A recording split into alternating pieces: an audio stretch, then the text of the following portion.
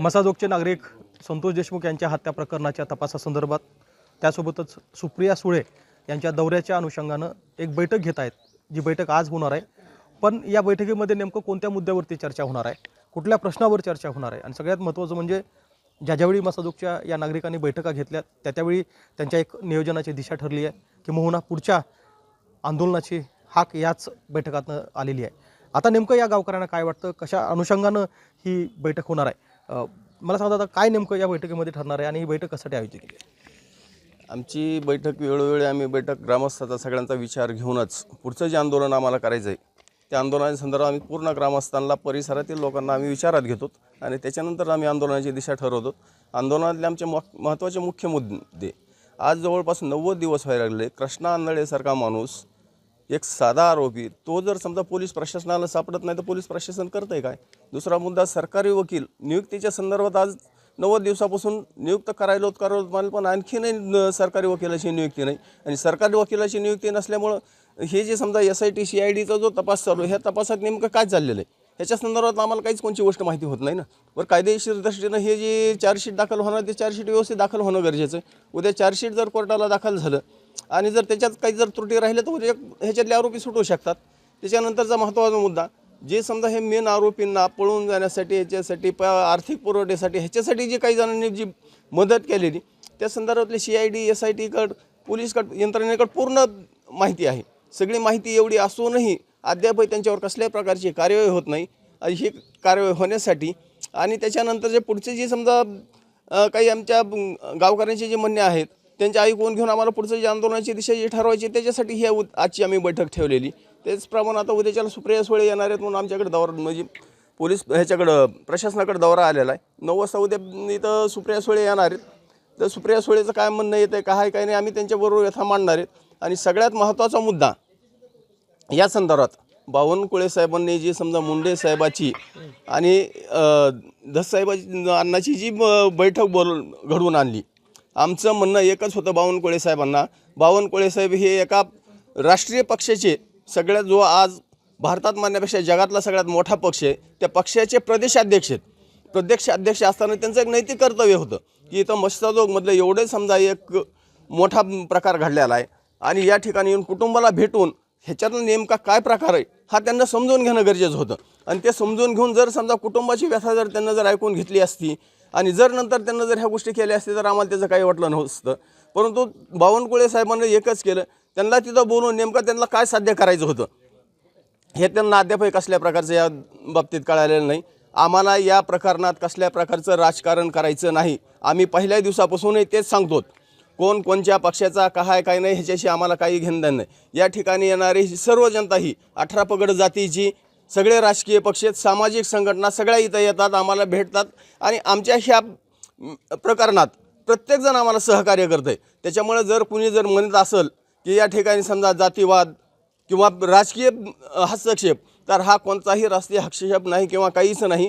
ही आम्ही परत आणखीन तेच आम्ही सांगतो आणि हे आमचं गाव फक्त आणि फक्त या गोष्टीत आम्हाला न्याय मिळाला पाहिजे, आरोपींना शिक्षा झाली पाहिजे याचसाठी आजपर्यंत प्रयत्न करत आहे। तुम्हाला काय वाटतं की ज्या प्रकारे तपास चालू आहे, तपासाची अनेक वेळा माहिती धनंजय देशमुख यांना दिली जाते, त्यांच्या कुटुंबीय जाऊन माहिती घेतं, पोलिसाकडनं सुद्धा ज्यावेळी ज्या गोष्टी माध्यमाला सांगायला पाहिजे त्या गोष्टी सांगितल्या जात आहेत। कृष्णा आंधळे यांच्या अटकेसंदर्भातली जी कारवाई ती पोलिसाकडून सुरू झालेली आहे, म्हणजे त्यांच्या संपत्ती जप्तीचा आदेश निघाला आहे, त्याला फरार घोषित करण्यात आलेलं आहे। अगदी कृष्णा आंधळे याचा पत्ता कळवणाऱ्यावर बक्षीससुद्धा पोलिसांनी जाहीर केलं आहे। तुम्हाला काय वाटतं, या गोष्टीवर तुम्ही समाधानी आहात का? त्यांची संपत्ती किती आहे सर? किती असेल? 15-16 लाख रुपयाची। आमचा करोडो रुपयाचा माणूस गेला, त्यांना हरवून काढला। तुम्ही सैफ अली खानच्या घरात हल्ला केला, 2च दिवसात आरोपी सापडला। आज 2 महिने झाले सरपंचाची हत्या करून, तरी पण आरोपी सापडत नाही। एक हात पातळात तर गेला नाही आरोपी, पातळातून शोधू शकत नाही पोलीस। ह्याच्यामध्ये पोलिसांचा आणि याचा हायगारीपणा तुम्ही वाशीमध्ये जाऊन बघा, ज्यावेळेस ह्यांचे फोन ट्रॅक केले असते त्यावेळेसच आरोपी सापडले असते ना। ह्यांना ट्रॅकच केले नाहीत, त्याच्यामुळे हे आरोपी फरार झालेला आहे कृष्णा आंधळे हा। अच्छा, पण तुम्हाला काय वाटतं की आता जे तुम्ही गावकरी भेटणार आहात यावर चर्चा करण्यासाठी भेटणार आहेत का काही निर्णय होणार आहे? नाही, ह्यावरच चर्चा करण्यासाठी भेटणार आहेत ना आम्ही। का सापडत नाही प्रशासनाला कृष्णा आंधळे आरोपी अजून? आणि सुप्रियाताई बी उद्या दौरा आहे त्याच्यावरची बी आम्ही चर्चा करणार आहेत. त्यांना जे निवेदन देणार आहेत आम्ही ह्याच्या पुढचं तेच हे करणार आहेत ना. अच्छा, तुमचं काय मत आहे? माझं म्हणणं आहे की साहेब, कृष्णांजळेसारखा लहानासाना जर ह्यांना सापडत नाही, जर एका मंत्र्याचा मुलगा फक्त खोटी बातमी माहिती देऊन जर तो 3 तासामध्ये वरच्यावरून काय वापस आणतात, त्याच्या घरी पोच करतात का, तर त्याचा मुलगा आहे त्यांचा. अभि त्याचा गावचा मुलगा गेला ना, मग ह्याविषयी का ते एवढे पोलीस तत्परता दाखवत नाही? कृष्णांजळेसारखा पोलिसांचं म्हणणं आहे की ते तत्परता दाखवण्यासंदर्भातली जी काही कारवाई करायला पाहिजे ती प्रक्रिया ते पूर्ण करतात. उशीर झाला ना त्यांना, तत्परता दाखवायला उशीर झाल्यामुळे ही गोष्टी करायची वेळ आली ना त्यांना. त्यांना जर लवकर दाखवली असतं तर ही वेळ त्यांच्यावर आली नसती. कुठं संपत्तीवर टाच आणणं, फरार घोषित करणं, माहिती देणं, बक्षीस देणं, ही जर लवकर केलं तर ही वेळ त्यांच्यावर येतच नव्हती ना. आमचा रोष बाकी कुठला नाही की तुम्ही आरोपीला माहीत आहे, आरोपी कोण आहेत ही तुम्हाला शोधायची गरज नव्हती. आरोपी तुम्हाला कोण होते ऑलरेडी सगळे माहीत होते. मग त्यावेळेस तुम्ही पकडायला पाहिजे होते. मग ही आता गोष्ट लांब गेल्यानंतर ह्या गोष्टी करून उपयोग आहे का? आम्हाला रिझल्ट द्या, तुम्ही काय करता आम्हाला ह्याचे घेणं देणं नाही. आम्हाला रिझल्ट पाहिजे किंवा माणूस आम्हाला अटक केला पाहिजे.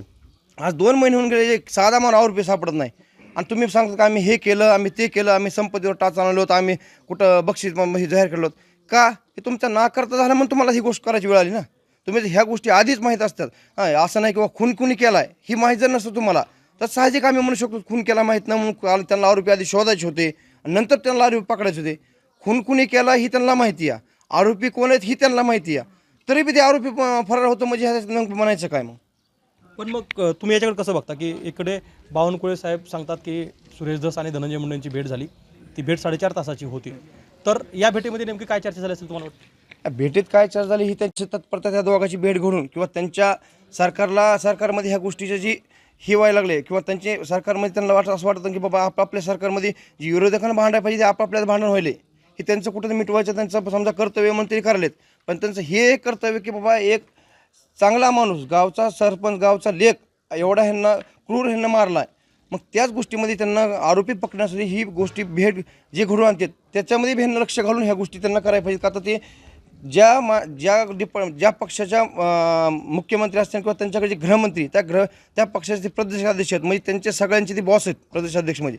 मग आमचं म्हणणं आहे की त्यांना ह्या गोष्टी बी थोडे तत्परता दाखवावीत, ह्या गोष्टी बी थोडे त्यांना लक्ष घालावं आणि ह्या आरोपी असतील किंवा क्लिअर असेल किंवा भविष्यात जर चार्जशीट व्यवस्थित दाखल झाली नाही त्या केसला अर्थ बी राहणार नाही. कारण चार्जशीट जेवढी स्ट्रॉंग दाखल करता येईल तेवढं तुम्हाला कोर्ट समाजामध्ये काय चालू आहे हे बघत नाही, कोर्ट कागदपत्रे काय चालू आहे, चार्जशीटमध्ये काय दाखल केलं आहे हे कोर्ट बघते आणि त्याच्यावर शिक्षा देते न्यायालय.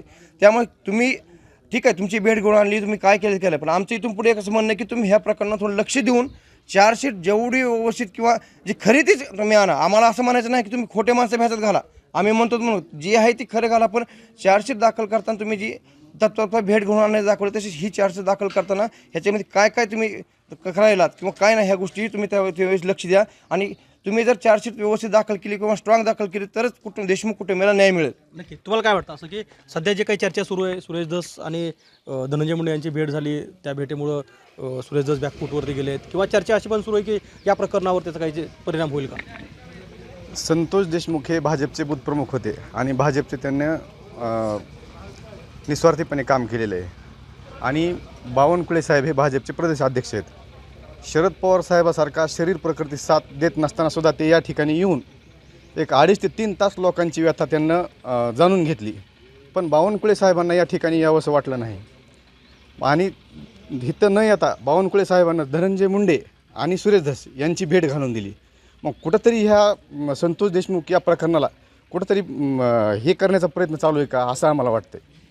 आपण ऐकलं की हे सगळे नागरिक आहेत, जे नागरिक बोलतात काय बाबा कशासाठी भेटायचं आज गावात चर्चा काय होणार आहे, काय चर्चा करायची आज?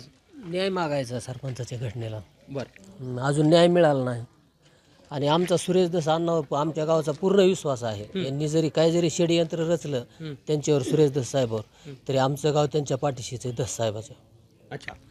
पण मनोज जरांगे पाटील हे टीका करतायत सुरेश धस यांच्यावर. नाही ते आता जरांगे पाटलाबद्दल मी बोलू शकत नाही, ते मोठं नेतृत्व आहे आमचं मराठ्याचं, त्याच्यामुळे त्यांच्याबद्दल बोलता येत नाही. पण आमचा धस अण्णावर आमच्या गावाचा विश्वास आहे. नक्कीच हे फार बोलकी प्रतिक्रिया म्हटली पाहिजे की मनोज जरांगे पाटील यांच्या नेतृत्वावर गावकरी बोलत नाहीत, मात्र सुरेश धस यांच्यावरती गावकऱ्याचा विश्वास आहे. कारण आपण बघितलं की सभागृहामधली लढाई असेल किंवा सभागृहाची बाहेर रस्त्यावर उतरून जी लढाई लढायची होती ती संतोष देशमुख हत्या प्रकरणामध्ये सुरेश धस यांनी लढली आणि त्यामुळं गावकरी सुरेश धस यांच्यासोबत जरी असले तरी एक गोष्ट मात्र नक्की आहे की चंद्रशेखर बावनकुळे यांनी ज्या सुरेश धस आणि धनंजय मुंडे यांची भेट घालून दिली ती भेट घालण्याऐवजी त्यांनी जर देशमुख कुटुंबियाची भेट घेतली असती तर बरं झालं असतं, अशीच भावना मसाजोगचे नागरिक बोलून दाखवत आहेत.